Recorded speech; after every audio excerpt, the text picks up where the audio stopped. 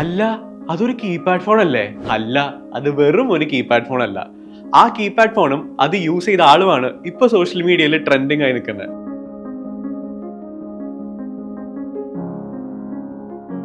Fahad Fazil smart phone അല്ല use ചെയ്യുന്നതെന്ന് cinema ഇൻഡസ്ട്രിയിൽ നിന്ന് പലരും പറഞ്ഞ് നമുക്കറിയാം.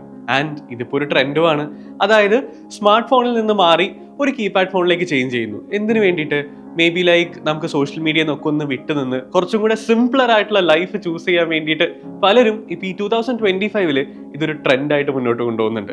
ഇത് ആക്ച്വലി ഞാൻ പറഞ്ഞതല്ല കേട്ടോ, ഒരു സർവേയിലുള്ളതാണ്. ബട്ട് എന്തുകൊണ്ടാണ് ഫഹദ് ഫാസിലും ഈ കീപാഡ് ഫോണും ഇത്ര ട്രെൻഡിങ് ആയി പോകുന്നതെന്ന് ചോദിച്ചു കഴിഞ്ഞാൽ, ഇന്റർനാഷണൽ ബ്രാൻഡായ വേർട്ടുവിന്റെ ഫോണാണ് ഫഹദ് യൂസ് ചെയ്യുന്നത്.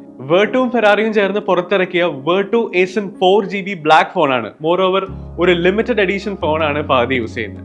Micro USB connectivity, Bluetooth, 3 mega pixel auto focus camera, 4GB onboard memory, web browser, ഇങ്ങനെ പല ഫീച്ചേഴ്സ് ഉണ്ട് ഈ ഫോണിൽ.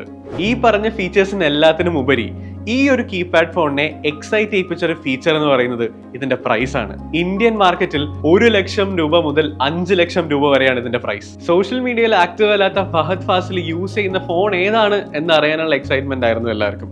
അത് ഇന്നലെ നമ്മൾ മോളിവുഡ് ടൈംസിന്റെ പൂജയിൽ നമ്മൾ കണ്ടു.